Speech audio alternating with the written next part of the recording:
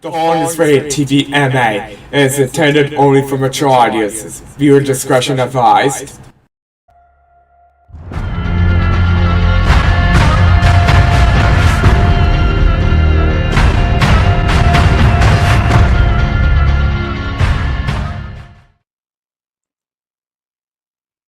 What's up, everybody? Just here on a Wednesday, Wedgie Wednesday. Welcome to Talk Radio. Tonight is an interview with author John Bukowski. It's pre-recorded, so I'm gonna just kind of do a quick little kind of intro thing, saying what's up, doing my little spiel. Today is Wednesday, March 12th, 2025, and we are 19.45% through the year of 2025. 19.45%. It's 10 weeks and 1 day into the year. 71 days total. 1,704 hours. 102,240 minutes. 6,134,400 seconds. I don't look forward to the seconds when it gets to like November, December. Even summertime, the seconds are going to be like racked up, man. It's going to be crazy. But anyways, yeah, I'm just doing the pre-recorded stuff tonight.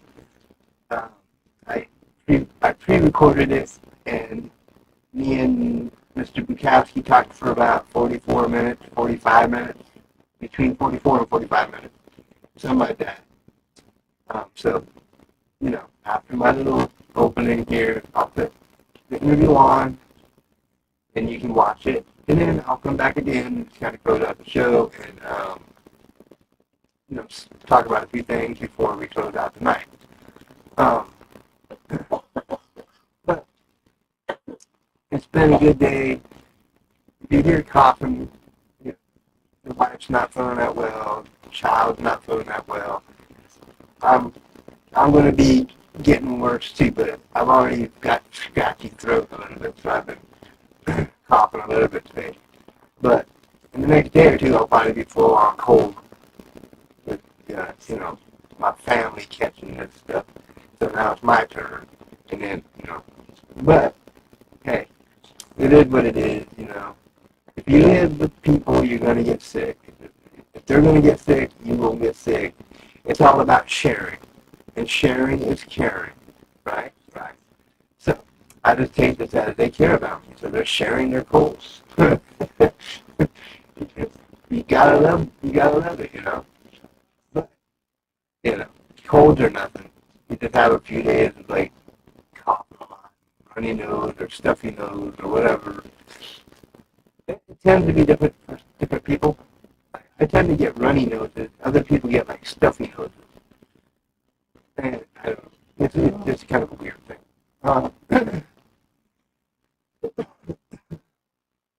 But yeah, those who are watching, if you're new, remember to like and share and follow and subscribe and all those different things that you can do. Even you regulars, Also, scrolling down there on the bottom, purchase some Girl Scout cookies. You still have a little bit of time, I think, for the online sales. For you to go to the link and buy online. I think there's still a little bit of time. I know the cookie season's winding down. So, it's getting to the end of this cookie thing. Then GoFundMe fundraising, help me build my business, by donating. There's a QR code right here. You can scan it with your phone or whatnot. Or you can go in the description. There's a GoFundMe link. And you can, go check it out. Next, check out my website, become a member. I'm looking for people to become members of my website to have communication. And then they can, chat in the forums and blog and group and all that stuff. Community is always good. Sports coming soon. I'll be talking about sports coming soon. Right now, it's like, I'm working on things. upcoming guest, like right here March 12th, John Bukowski, pre-recorded interview. This coming Friday, 2 days from now, March 14th, James Buckman, which will be live. So that's going to be cool. Next Monday, the 17th of March, I'll have a pre-recorded interview with Betsy Kudlinski. Pre-recorded. March 25th, same thing, pre-recorded.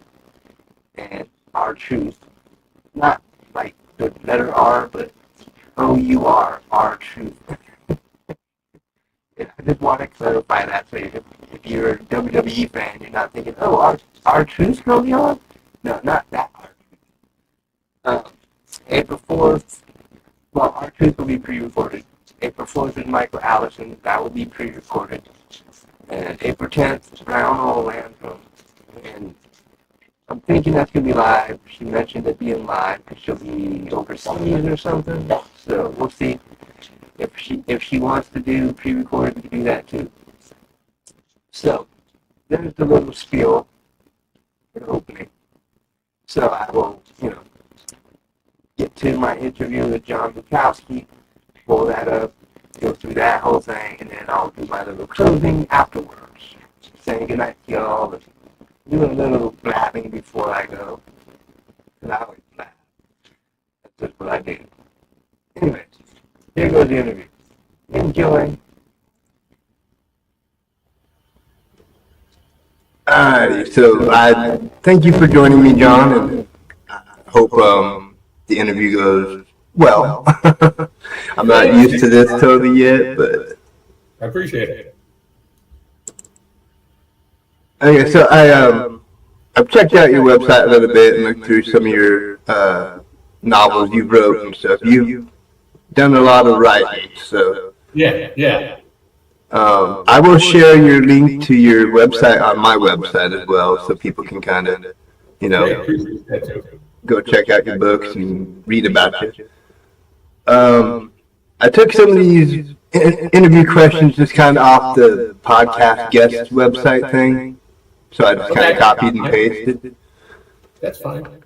So the first one, why did you make the switch from medical research to fiction writing? Well, that's a kind of interesting path. It's kind of different than most people who write fiction. As I like to think I'm the most overeducated fiction writer in the country, and maybe I am. I have a doctorate in veterinary medicine and a master's and a PhD in public health epidemiology. So I'm a doctor. And the way I got there is, as I was growing up, I've always been blessed or perhaps cursed by being very curious about things, interested in things. And there's three areas particularly I was interested in.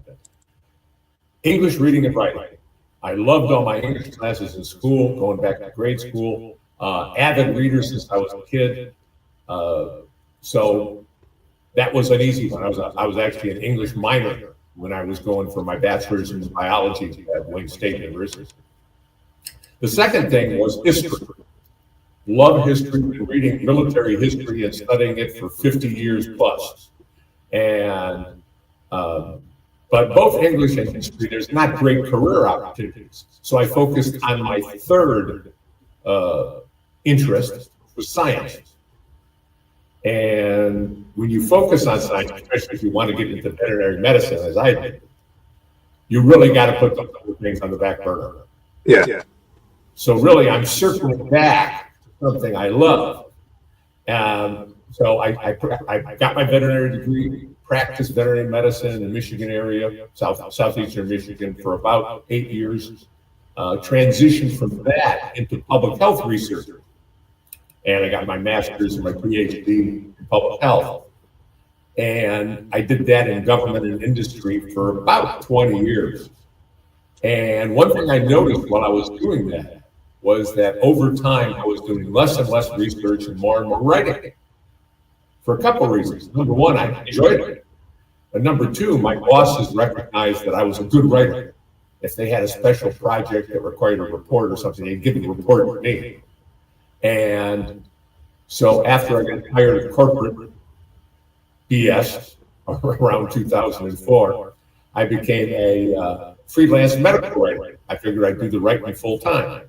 And that was working pretty good. I had a lot of clients. I worked with my wife business. She was editor, I was writer for doing medical, writing research articles, advertorials, website content, consumer publications, things like that. And that worked well until the Great Recession hit in 2008. And nobody wanted to hire anybody. So I was kind of stuck with the gift of time, you might say. And I've always wanted to write a novel. And I think any writer, no matter what you do, if you do advertising, copywriting, you do technical writing, you write for a journal, everybody wants to be a great American author, right? So I actually said, I've got like a 6-month thing of 6-8 months when my business is slow. I could do that. So I started writing. And after about 8 months, I had the book written. And it's on my computer still, probably always will be. It's what Stephen King calls a trunk novel. You write it at a time when you're not so good and it never sees the light of day as you look into a trunk. But it got me hooked. Yeah. I started working on some other novels. I wrote some short fiction. Even in business started picking up, I kept my hand in it. And around 9 years ago, I was at a point financially where I could say, I can do this full time. I don't have to do the medical writing anymore. I can do fiction writing full time. And that's what I did. So that's my path to being a celebrated novelist and short story writer. Yeah. Okay, well, next couple different type of questions. But if your younger self met you today, what would surprise them about you the most? Like your younger self seeing you now. It might be that you've written novels, because if you think about a novel, it's a big undertaking. Yeah. You anywhere between 70 and 900,000 words. And that takes months to do. And if you think of it that way, you'll never do it. You have to think of it as, I'm going to do 500 to 1,000 words every day. You have yourself a word count. And I thought of it as the same way about my PhD doctoral dissertation. It's a very daunting task when you look at it, but you do a little at a time. Yeah. That's how novels are written too. People sometimes think people go away to the mountains for a month, they write a novel and it's a bestseller, whatever. It doesn't really work that way. The average novel's time of you start writing on it until it's published, if it's good enough to be published, be about 2 years. So it's a big time commitment, but you have to love doing it. Yeah. There's a lot of rejection in this business and not a lot of money. So if you're just doing it as for the money and not because you love it or are driven to do it, probably not going to work out for you. I always tell people you got to treat it like a hobby and a business. A hobby, you do it because you love to do it. Yeah. A business, you do it every day. I have a writer friend I know who says there's no such thing as writer's block because there's no such thing as plumber's block. A plumber doesn't feel like going in that day, he's still got to go in. So writer doesn't feel like writing, you still got to write something. Yeah.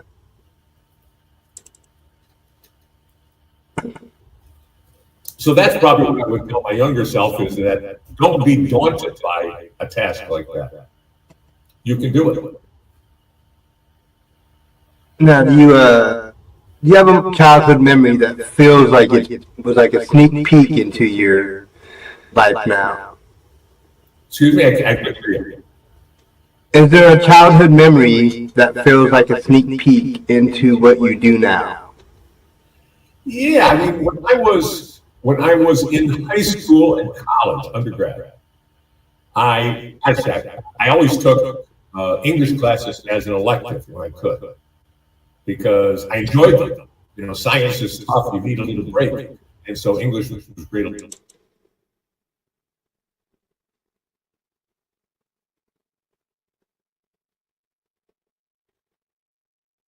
A couple of the student archive at the university, I'm sure they're still there.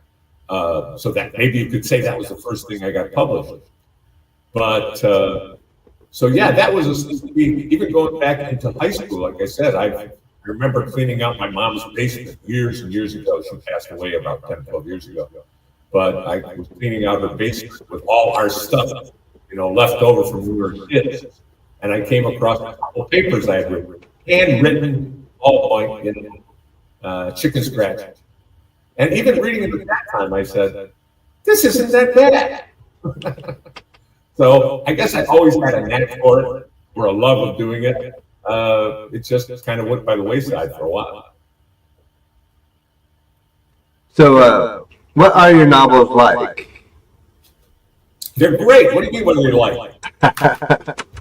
No, I currently have 2 in publication and 2 coming out this spring. The 2 in publication are Project Suicide, and I'll show you the cover of that one. You can also see them behind me.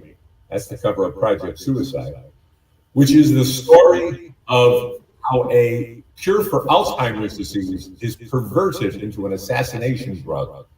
Now, how high-profile politicians are killing themselves, and only a drunken genius can save the country. That's I got published in 2022. Pathfinder published in Indiana, and actually have a sequel to that coming out this spring called Bad Penny, because a character from that book comes back to cause mischief for my protagonist, Deacon Creel, and his assistant / lover, Amy Robin. So that's coming out in the spring. It should be out in the next couple of months. My second book was Checkout Time, and that's the story of a mysterious arsonist, bomber, known only by his pseudonym of Conrad Hilton. And he's looking to make a killing by extorting money from a consortium of hotel owners. Pay me or I'll blow up your hotel rooms. And he's pursued by a beautiful FBI agent and a handsome government researcher, which is based on until he turns the tables on them and the hunters become the hunted. That was published in 2023. And I got the idea for that one was kind of strange. It went back to when I was working in industry, and it kept noodling around in my head. I saw a trap door in the ceiling of a hotel room I was in, traveling on business. And I said, you could put something up there. You know, because you could see you as a spy. You could just turn it and open it was probably to get at the lighting and stuff and the suspended ceiling, access to it. And writer's big thing is what if? What if you put something up there? Well, what could you put up there? You know, it could be diamond that someone is smuggling, and now you've got a certain type of thriller novel. Or you could put microfilm or discs or whatever, and you got a spy novel. A spy hid it up there, and now some guy comes across it or whatever. Well, for me, I went immediately to put a bomb in it. And a couple of reasons. Number one, I'm a bit of a pyro. If anything blows up or sets on fire, I love it. Ever since I was a kid, I have the hearing loss. Hearing loss is proven. And another reason was there was a movie I always liked, which no one much has seen, called Roller Coaster in the 1970s. And it was a story about a guy, a bomber extorting money from amusement parks. Pay me or I'm going to blow up your rides. And so for me, that's the perfect thing. That was like, okay, I could have this be somebody threatening hotel owners. And then I thought, well, wait a minute. Can you sneak a bomb into a hotel room? And I thought about it and I said, yeah. Nobody really cares what you're carrying when you go into, there's no TSA, you know, it's, if you could go to a front desk carrying a backpack nuke, and all they would ask is how many cards you want for your room, you know, and your lock key cards. So I thought, great, there's lots of hotel rooms, it's hard to guard against this. So that got me started on that one. And it's this what if kind of thing. That writers are kind of like actors. We watch people, we think about things. That's why I mentioned before, be curious. We're curious about them. And that's the basis for coming up with ideas. People ask me, how do you come up with these ideas? It's being curious about things and saying, what if? You know, what if you could actually extract dinosaur DNA from an ancient mosquito? You could make a dinosaur. Well, you got Jurassic Park, you know, it's that kind of thing. Well, what do you prefer writing, novels or short stories? I enjoy both.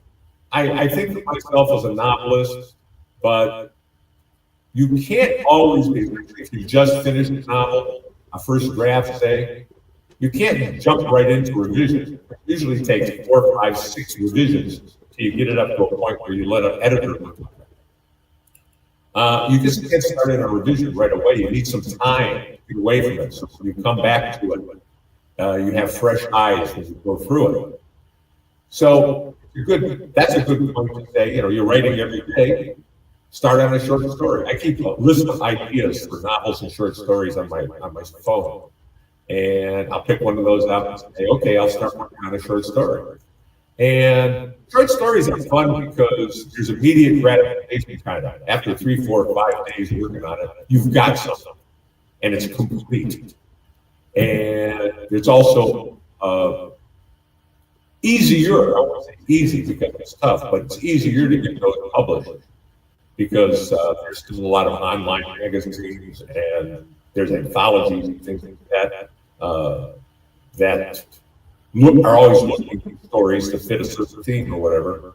And so, so far I've got 3 published over about a 6-year period.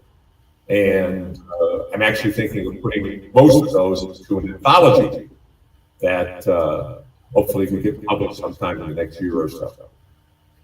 So yeah, it's I enjoy both, but probably I think more I'm a novel writer than a short story writer. Yeah. Well, you said that Bad Pennies or something will be coming out.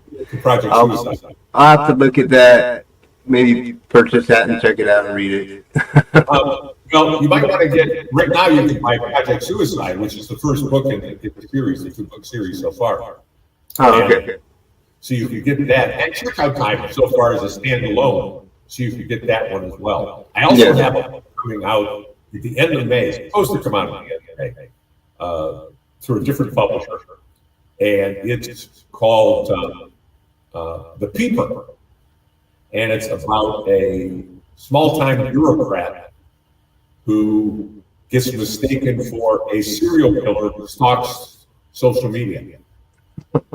He picks his victims off of social media and he starts framing this guy as a serial killer. And like I said, that should be out in end of May. That's when it's scheduled. Okay. I'll have to keep an eye on these things. Now, one of the questions that was on the podcast guest thing was, do you think your acting training and experience helps you in writing?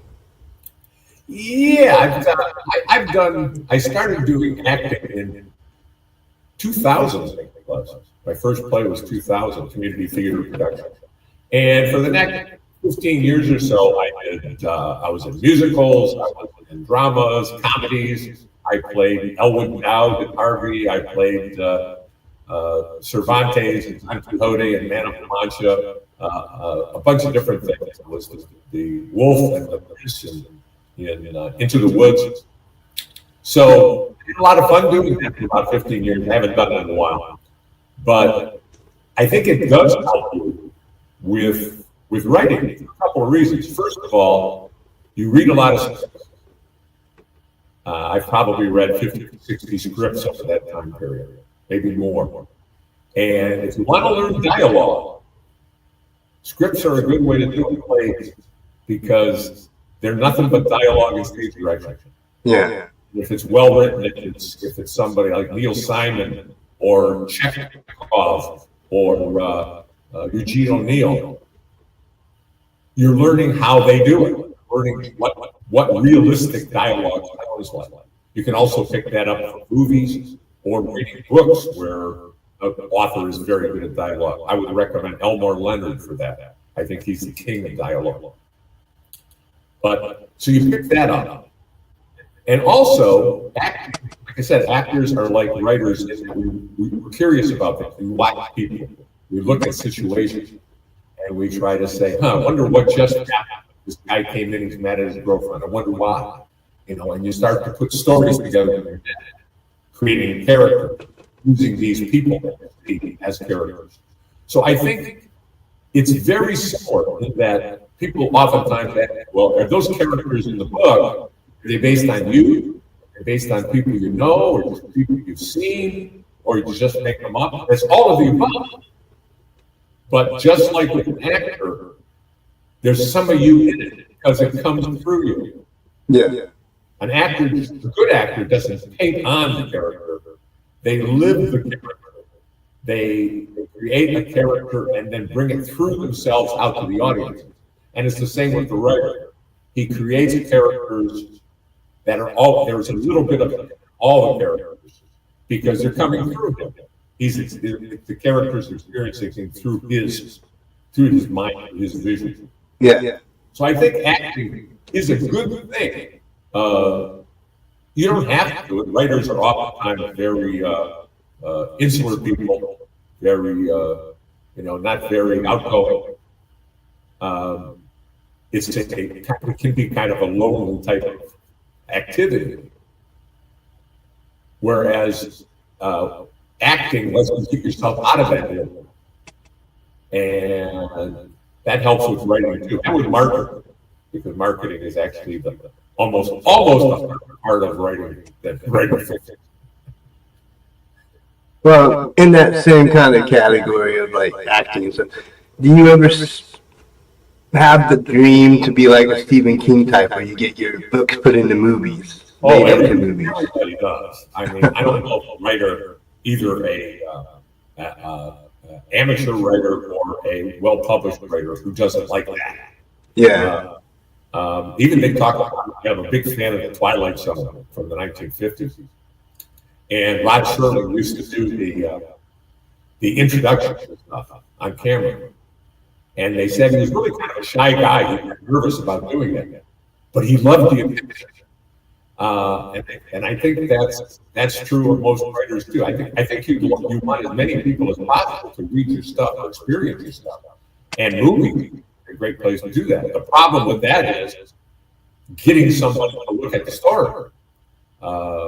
It's people say, that Red really liked the movie. Would you think about turning that into a movie? Well, I can't turn it into a movie. I don't have $20 million to put into a movie. I'm not allowed.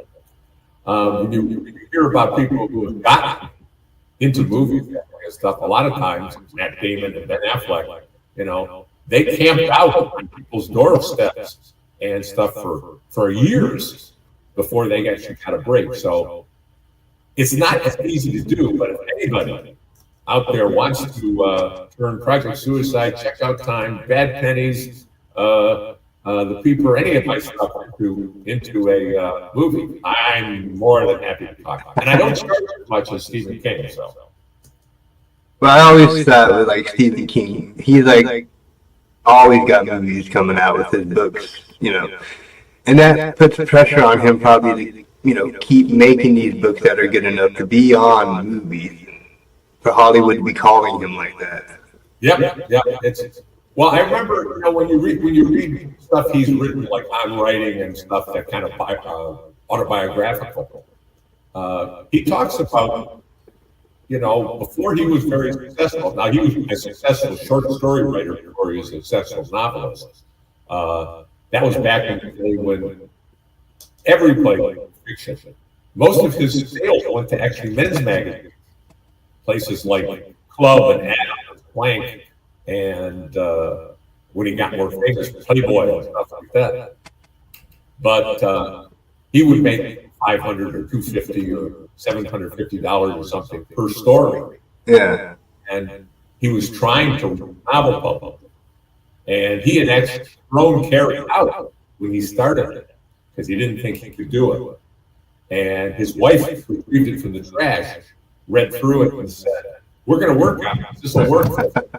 And he actually got his big break that way.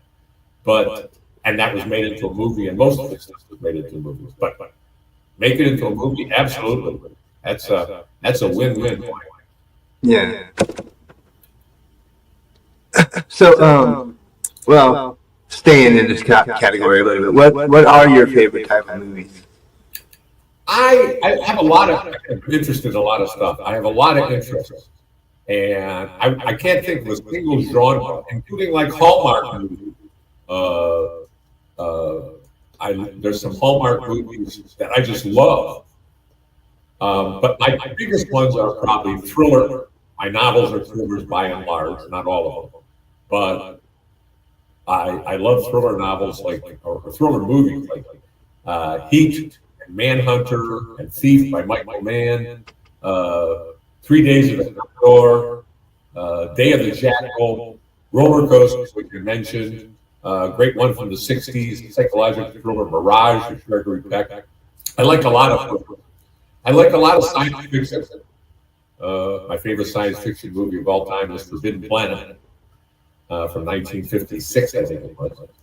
I love horror, some straight drama, comedies. I can't think of a type of food, westerns or pictures, military history stuff. So I really can't think of a type of picture I don't like. But if I had to be stuck, I would say thriller. Thriller, crime drama, kind of thing. Yeah. So, why were you drawn to writing thriller stories? I don't know, except for the fact that, like I said, I really enjoy thriller movies and thriller books. I'm the kind of guy who will watch a movie and say, I really like that, and then go buy the book. People do it the other way around. I usually, not always, but usually watch the movie first, then I buy the book. But yeah, so I always was drawn to those, especially through the movies. And they're kind of fun. I'm the kind of writer what they call seat your pants writer. I don't plot it out extensively beforehand.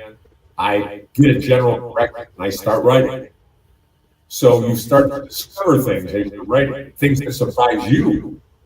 And that works really well for writing thrillers, because if you're surprised by a twist, then the audience, the readership is going to be surprised. So I think that's another. I'm the kind of guy who doesn't like. Maybe I'm short attention span or impatient, but I just don't like to sit there and plot stuff out. I like to start writing, and that works really well for thrillers. It wouldn't work as well, for example, for a romance, which has a standard formula, or for a classical whodunit. Yeah, Where you drop clues and everything. You got to really know where you're going to have your red herrings and your clues and stuff. Plotting will work better for those, I think. But for seat your pants writing, thrillers are great.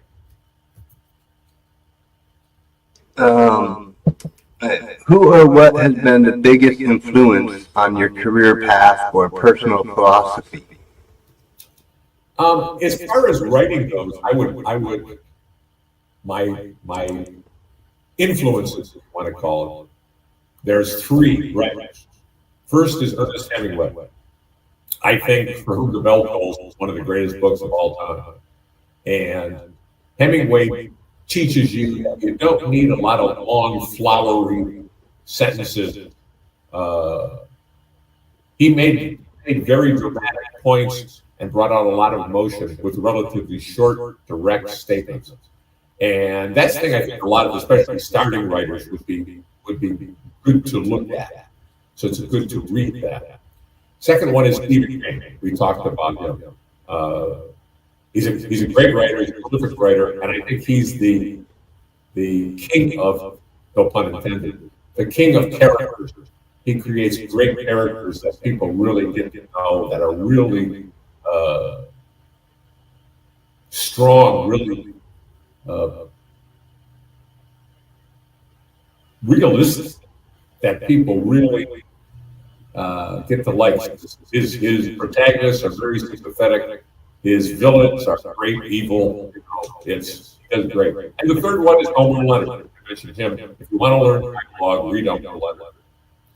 A lot of people don't know who he is, but if you like the movie Get Shorty or Jack Brown, or if you like the show Justified, which I think did a little while ago, those are all Elmer Leonard creators. Okay.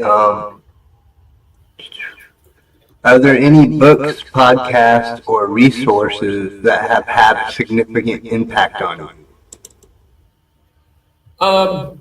Books, I would say, just in general, all the books that I've ever read, which has got to be in the thousands by this point. I probably started reading when I was like 7.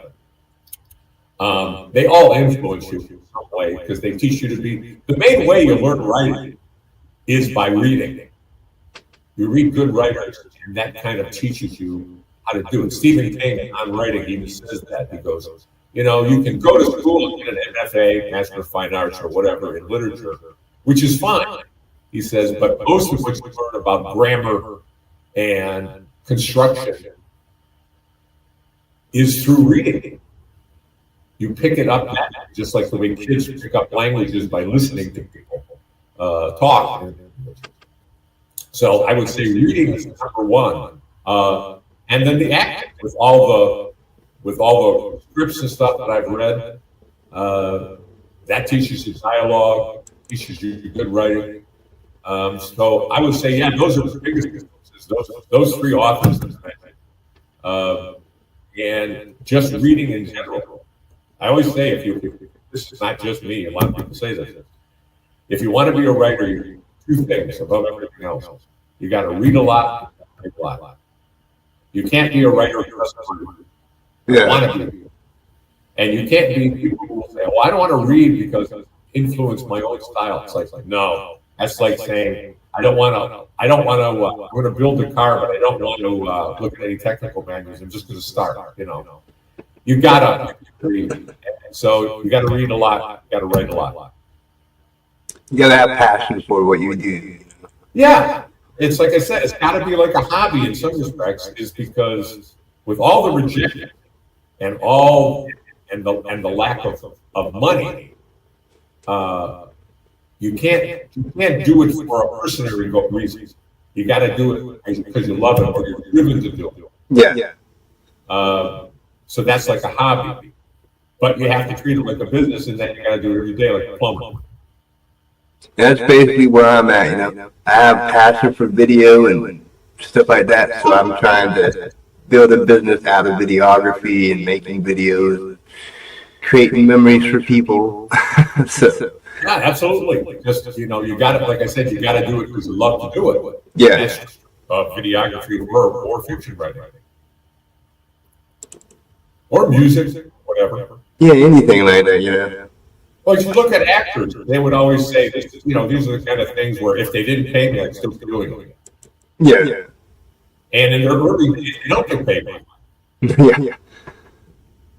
So, if you were to try time travel, would you prefer to go in the past or the future? I would have to say the past because I love history. I mean, wouldn't it be neat to go back to some of these things and actually experience them rather than just reading about it? I mean, I love history.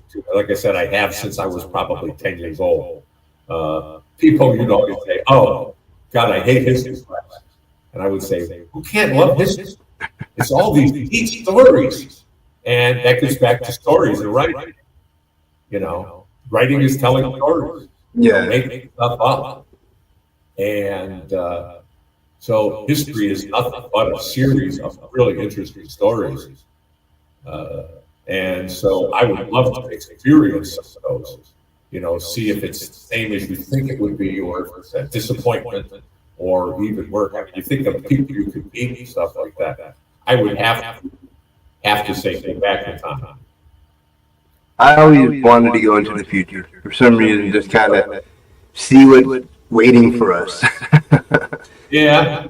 But I know I've read and talked to a couple authors, and they all seem pretty much, history buffs. A lot of authors. Well, you can't really, I can't think of any genre of writing where a knowledge of history isn't helpful. Historical romance and military stuff and things, certainly. But in almost anything, there's a time period involved, whether it's romance, Westerns, that's a historical thing. War. Yeah. So history is, people always ask, well, what courses are good to learn to be a writer? Well, any course is good. Math, it teaches you to focus, and work out problems. That's good. But certainly the number one is history, as far as a knowledge of the past is good for writing. Yeah. Do you have like a favorite mistake in your life that helped you grow to what you are now? Like a mistake that was like, oh, that was messed up, but it helped you along the line. Well, that would be the Great Recession of 2008, 2009. At the time, you're a medical writer. I got all these people that I'm working with, getting contracts from, and all of a sudden I'm calling them up and no one wants to hire you because they got no money coming in. And so at first that was like, wow, but then it's like, well, wait a minute. My wife was still working, thank goodness. And I was like, well, I got to give you time. As a matter of fact, I think she said, you said you always want to write a novel. Well, instead of sweating so much that you don't have business coming in, write a novel. And so yeah, that would be the thing. It was like, it seemed like a problem, but it actually was a nice kick in the butt. Yeah.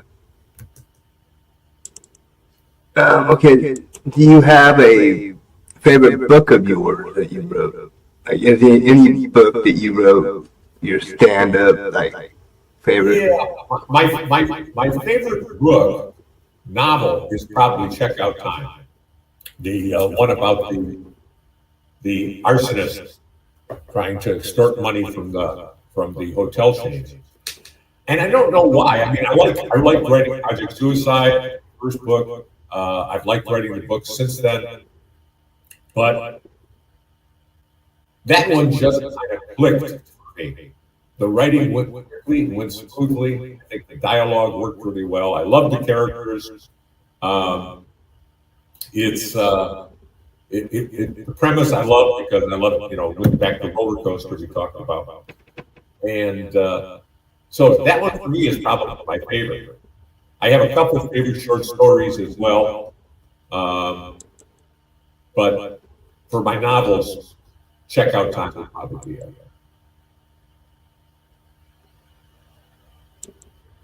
Okay, let's see. Got like one more question. So, what do you wish your legacy to be? Like when you die, like your legacy? Oh, something simple like world's greatest novelist. No, I would like people for my writing. I think we'd all like to be remembered as good people who were, kind people and things like that. But for my writing, just that he was entertaining. He gave me a chance to get out of myself a little bit and enjoy an adventure. He was a solid writer. And, that's what a lot of famous actors and stuff say. They said, I just want to remember knowing that doing good work. Yeah. Not the greatest living anything, but he did good work. Yeah, that's what everybody pretty much wants, People Yeah. to see them as As far as your career goes, entertaining and, all as that far as your stuff. career goes, like I said, there's social and family things you'd like to be remembered for. But as far as your career goes, you did it well. I was entertaining. Yeah. So do you have any last pieces of advice for maybe other people who want to be authors and just don't know how to push through and get going on it? Sure. Well, like I said, the first thing you got to do is read a lot. I know people who say I don't read, but I want to write. No, not for fiction. Anyway. You got to read good authors. Read authors in the numbers that you like and want to read. And you got to write. I know a lot of people who say I divide writers into categories. There's first one is I want to be a writer. They never write. The second one is I start books, but I don't finish them because the easiest way to usually you get a great idea that what if, and that gets you going for the first few thousand pages at the beginning. But then you get what am I going to do with it? They call the murky middle. 10,000 words in, and that's where a lot of people stop. So there's people who want to write, but don't. People who start writing, and there's people who actually finish a book, take the commitment to it. And like I said, that is a day-by-day thing. Do not think of it as, oh my God, I got to write 100,000 words. Think of it as, I got to write 1,000 words a day. I got to write 500 words a day. And first of all, you'll enjoy that more. You won't be beating yourself up that you haven't written your 100,000 words. But it's really the only practical way to do it. Like I said, nobody that I know goes to that mountain cabin for a month and kicks out 100,000 words. That just doesn't really happen. Yeah. Regardless of what, some novels and stuff will tell you. So I would say to people, read a lot, write a lot, and don't get discouraged. It's hard, so much rejection. Stephen King always says he had a nail for rejections up in the attic. And every time he got a rejection, he would put it on the nail. And he goes, and you know what happens when you get that filled? You drive another nail. Because there's always, you get like he is now, there's always rejection. For every short story I've had published, I've probably pitched it to 20 or 30 anthologies, magazines, things like that before it gets published. Not always, sometimes one or two and it gets picked up. But, because it always doesn't mean your stuff's not any good. Rejection may mean that it wasn't good enough. But a lot of times it's not what they're looking for. It doesn't fit a theme they're going after. It doesn't hit the audience they want to try to get. But just write, it's just for you.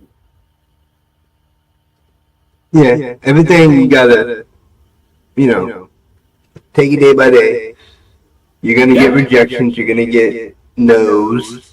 I mean, how many people in the world don't get no's? You just gotta keep pushing through. Well, that's actually, I laugh when I first started sending stuff out, and if I got a rejection, I would see the email, and go, oh, great. Look at it, it's rejected. And you go, oh, and you get depressed. Now I look at the email, and if it's not a rejection, I go, whoa. That's how I was with doing the emailing for getting guests on my show and trying, build a guest list. And I'm like, probably a lot of people not going to say yes because I'm not a known person on the internet or do shows like this. So people being like, who's this guy? But, Now you had me on. Yeah. You're my third guest, so very good. I'll be able to tell people I knew you went. There you go.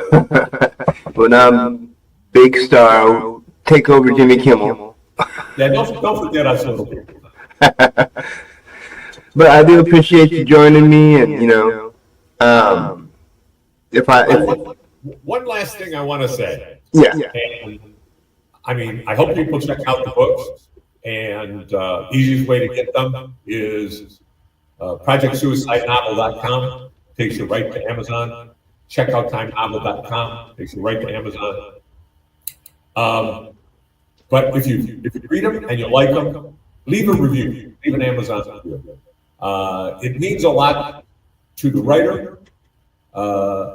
People who look for books, read the review, and choose purchase based on that. And Amazon places you in a favorable position based on the review. yeah. So if you want to do a gift for a writer because you like what they wrote, leave a review on Amazon. Nice to see you. Cool. Well, if I ever wish to email you again, maybe get you on the show at some other point after future books have been released and you can talk about them. And, we can kind of keep in touch a little bit. Well, thanks, Jonathan. I appreciate the opportunity. You're welcome, and I thank you for joining me and being open to this pre-recorded interview and all this stuff. So I know time differences can be big, so Yeah. but I appreciate it, and I talk to you next time. Very good. Bye, everybody. Hey, people. So that was an interview with John Bukowski. He's a pretty cool guy, and with Stephen King, he writes thrillers and stuff like that. So check out his books, give it a read. Like you said, if you buy a book, like off Amazon, leave a review, let people know what you thought of the book. People like, be more apt to buy the book. See, I'm not a writer. I don't write books and stuff like that. I even have a hard time writing and coming up with these shows, like scripted out and everything.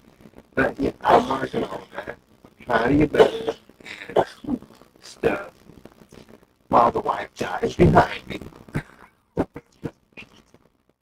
But, I mean, the wife talking about it, but it's the ending of winter, and we're heading into spring. So it's like that change of seasons is going to make people all sick. I mean, it happens every year with people, they get sick because we're heading into spring now. And sometimes it happens at like the end of summer when we're going into fall and winter.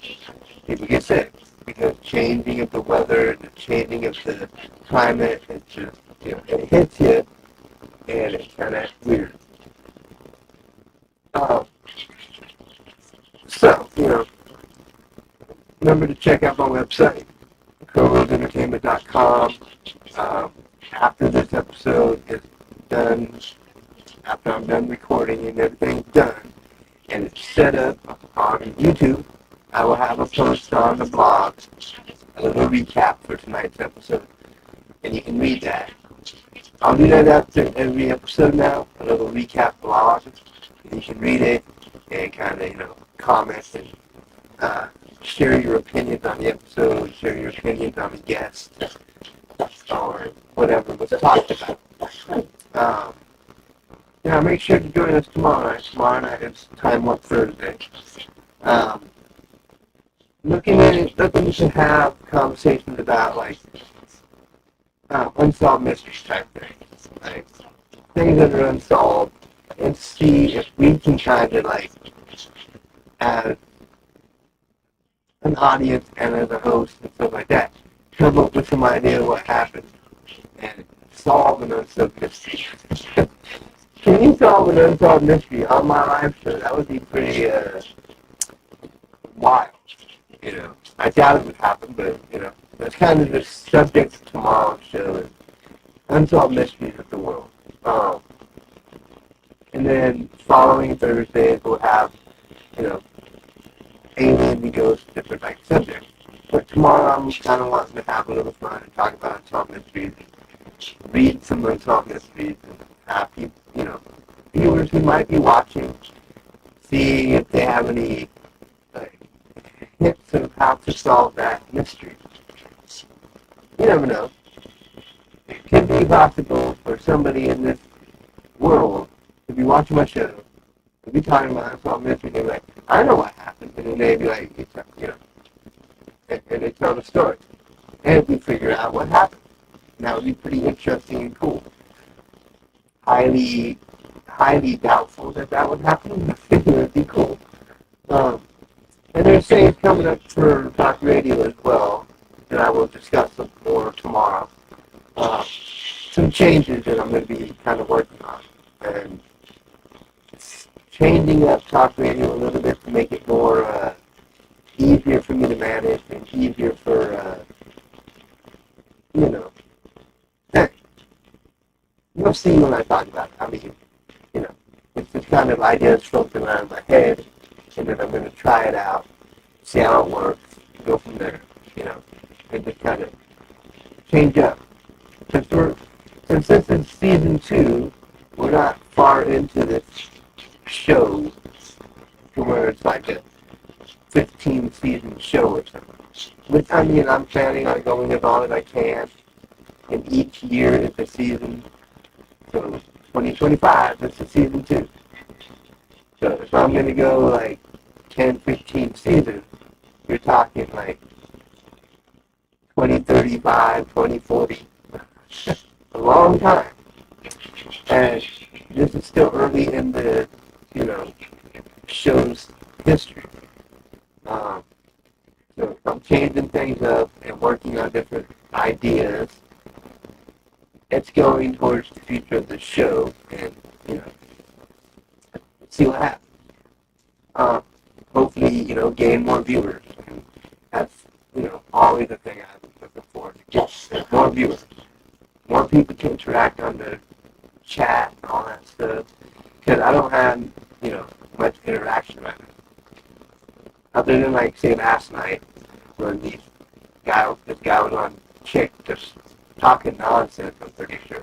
I think he was just kind of pulling my leg, playing around, because I was talking about transforming lives for the better, and they wanted to be smart and just kind of have fun and goof off with me, and you're going to get that sometimes.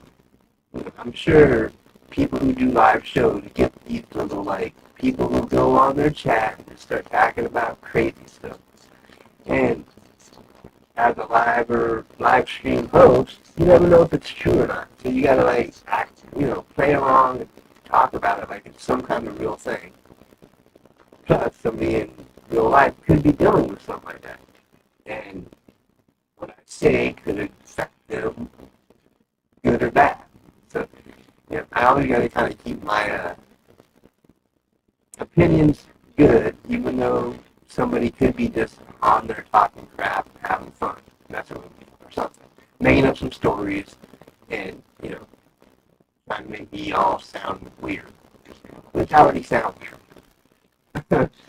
And then, also, on Friday, James Buxman will be live on my show. So, that's going to be interesting. Chat. He's a non-binary and a glam rock singer. He had a band and all that stuff. So it'd be cool to talk to him and kind of shoot the breeze and learn more about him and his music and his career and what how he feels about certain things, which we were talking about on Friday. So, I will let you guys go. I thank you for watching again. I thank John Bukowski for being a guest. I mean, it was pre-recorded, but but yes, the next guest will be live. And then after that, it's a bunch of pre-recorded stuff until April 10th. So, I'll talk to you guys tomorrow for Time Warp Thursday. Talking about unsolved mysteries and stuff like that. So, I will talk to you then. have a good one, and yeah, don't do nothing I want to do. If you do, don't name it after me. I don't want to be named I don't want something named after me that's like horrible. Okay? So, peace, much love.